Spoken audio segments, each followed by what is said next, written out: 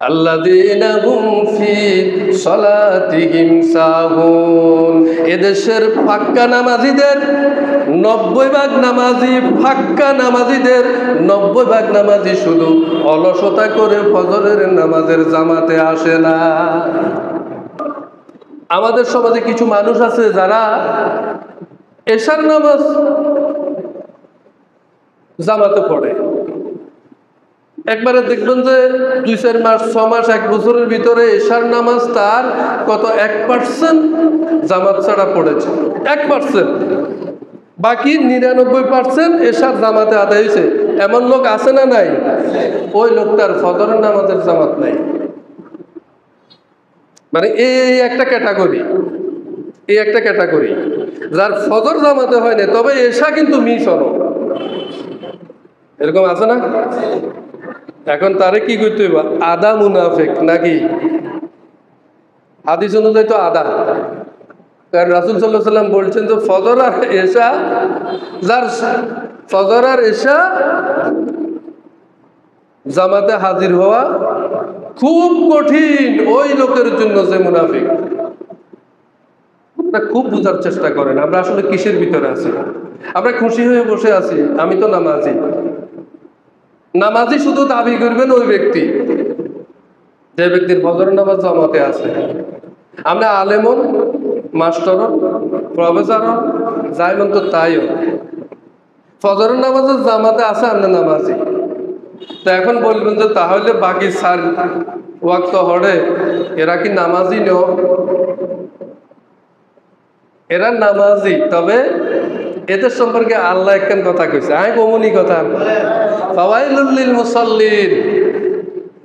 মুকুন চুস্তি নামাজে পঞ্জগানা, ফাওয়াইলুল লিল মুসাল্লিন আল্লাযিনা, ফাওয়াইলুল লিল মুসাল্লিন, দুর্ভোগ ওই সকল নামাজীর জন্য, আল্লাযীনা হুম ফি সালাতিহিম সাহুন, যারা যাদের নামাজের ভিতরে অলস।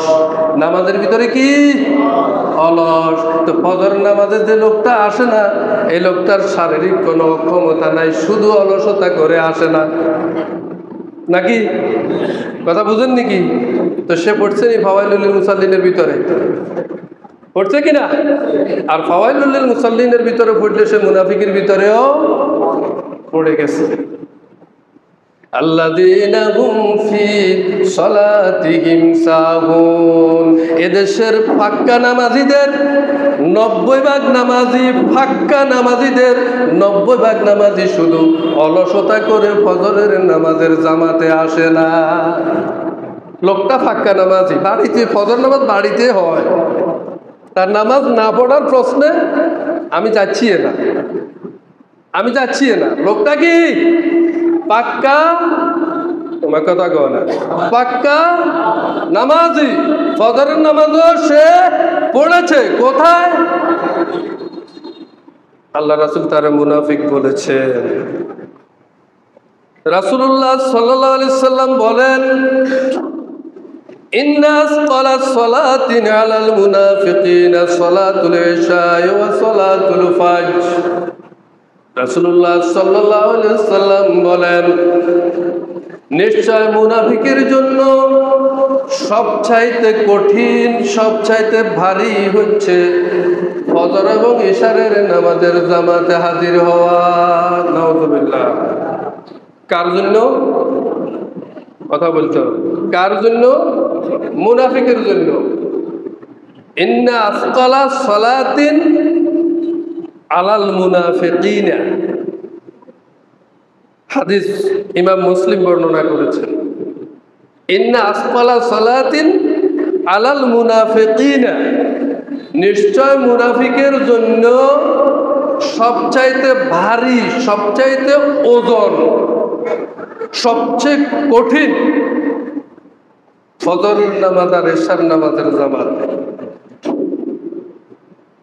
কথা তো সত্য।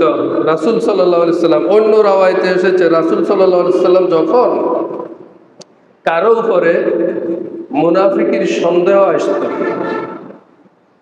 আচার আচরণে গভীরভাবে যখন দেখতেন যে এর মধ্যে মুনাফিকি পেয়ে গেছে, তখন রাসূল সাল্লাল্লাহু আলাইহি সাল্লাম ফজরের নামাজে সালাম ফিরিয়ে সাহাবায়ে কেরামের মুখোমুখি বসে নাম ধরে ধরে জিজ্ঞেস করতেন, এরে অমুক আসছে নিরে জমাতে? না ইয়া রাসূলুল্লাহ, আসে নাই। অমুক আসছে নিরে? না ইয়া রাসূলুল্লাহ, আইয়ে না, আসে নাই। এবার রাসূল সাল্লাল্লাহু আলাইহি সাল্লাম বলছেন, ইন্না আসফালা সালাতিন আলাল মুনাফিকিনা, ইন্না আসফালা সালাতিন আলাল মুনাফিকিনা সালাতুল ইশা ওয়া সালাতুল ফজর। এরা তো আসে নাই, মুনাফিকের জন্য ফজর এবং ইশার নামাজ সবচাইতে ভারী।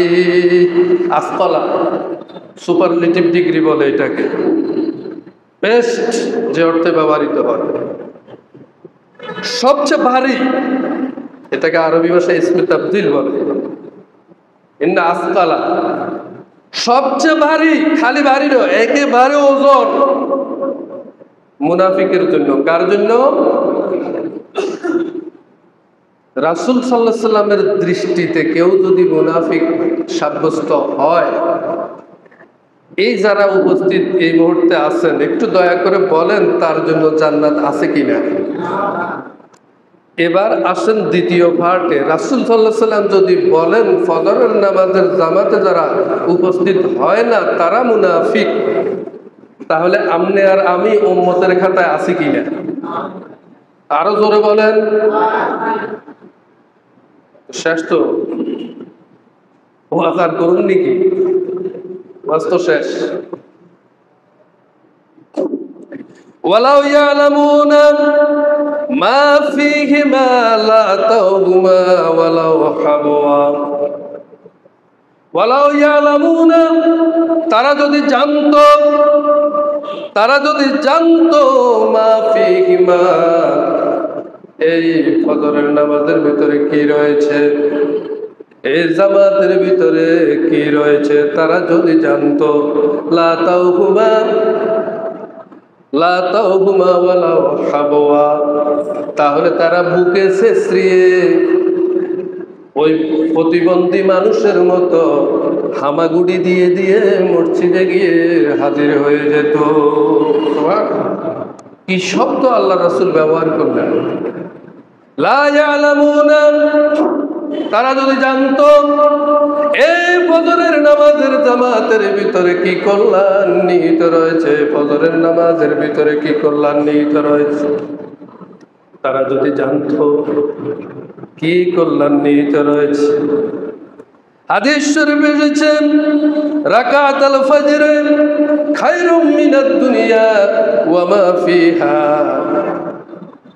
শুধুমাত্র ফজরের নামাজের 2 রাকাত সুন্নাত এই পৃথিবী এবং তার ভিতরে যা কিছু সম্পদ রয়েছে, রাসূলুল্লাহ সাল্লাল্লাহু আলাইহি সাল্লাম বলেন, এই পৃথিবী এবং তার ভিতরে যত সম্পদ রয়েছে সব সম্পদের চাইতে ফজরের নামাজের 2 রাকাত সুন্নাত অনেক বেশি দামি।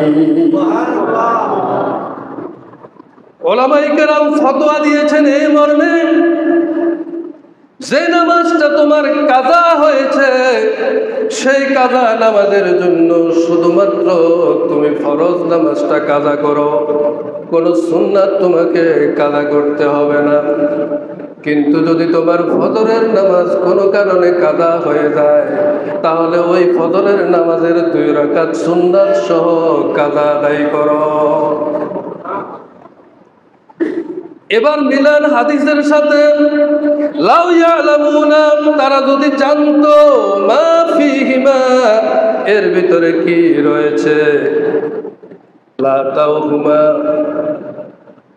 তাওহুমা ওয়ালাউ হাবওয়া, তারা হামাগুড়ি দিয়ে দিয়ে ল্যাংড়া মানুষের মতো, লুলা মানুষের মতো বুকে ছেঁচড়িয়ে ছেঁচড়িয়ে মসজিদে গিয়ে হাজির হয়ে যেত।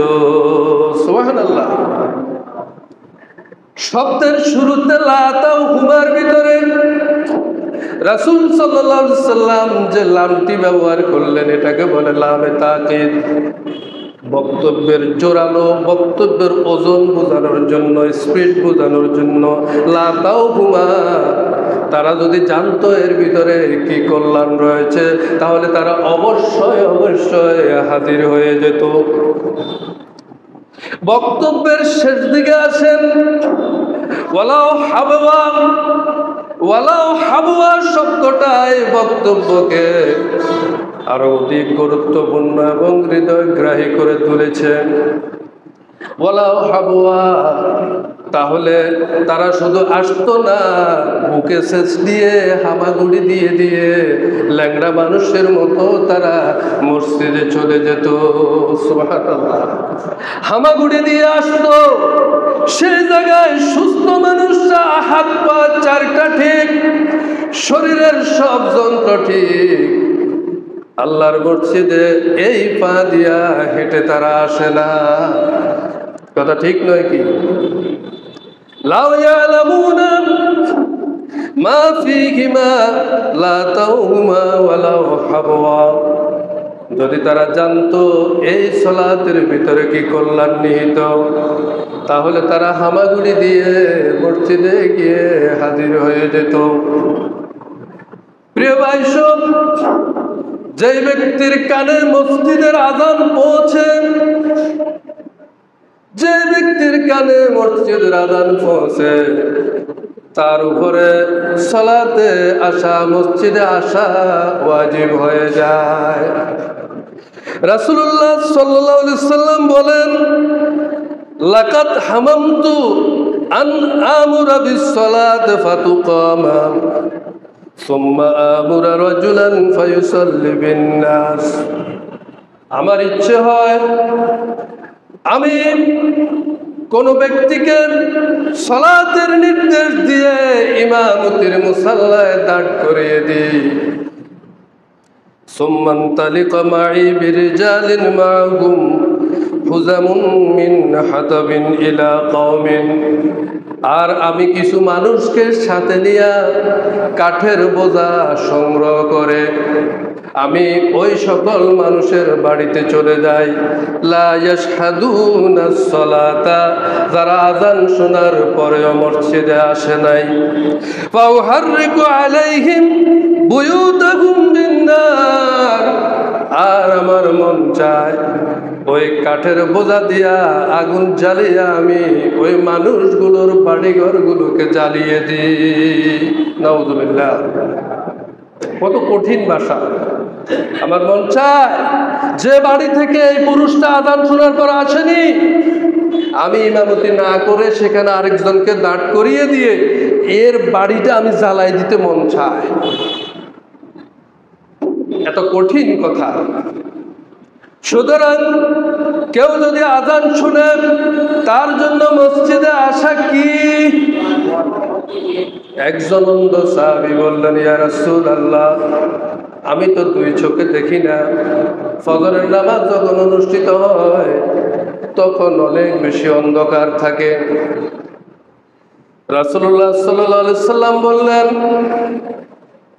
তোমাকে জামাত থেকে রুখসত দেওয়া গেল, জামাতে আসতে হবে না, চলে যাও। অন্ধ সাহাবী কিছু দূর হেঁটে যাওয়ার পর রাসূলুল্লাহ সাল্লাল্লাহু আলাইহি সাল্লাম আবার তাকে ডাকলেন, ডেকে বললেন, সাহাবী, মসজিদের আযান কি তোমার কানে শোনা যায়? অন্ধ সাহাবী বললেন, ইয়া রাসূলুল্লাহ, মসজিদের আযান আমি কানে শুনতে পাই। রাসূলুল্লাহ সাল্লাল্লাহু আলাইহি সাল্লাম বললেন, ও অন্ধ সাহাবী, মসজিদের জামাত থেকে তোমাকে কিছুতেই রুখসত দেওয়া যাবে না, তোমাকে অবশ্যই মসজিদে আসতে হবে। তাহলে সকালার কি অবস্থা এবার কোন? অন্ধ সাহাবীকে রুখসত দেওয়া হইল না, আমরা যারা অন্ধ নই তাদের অবস্থাটা কি আর ব্যাখ্যা করার কোনো প্রয়োজন আছে? তা আমরা কি খুশিতে বসে রইলাম? হজ করে হাজী সাহেবও যায় না ফজর জামাতে, কেমন হাসি! হাজী সাহেব যায় না ফজর জামাত, অ্যাভেলেবেল মিস করে। নামাজ পাক্কা নামাজি, একেবারে পাক্কা নামাজি, ফজর নামাজে নাই। এটা কি কি বলেন? মুনাফিক। এটা কি মুনাফিক।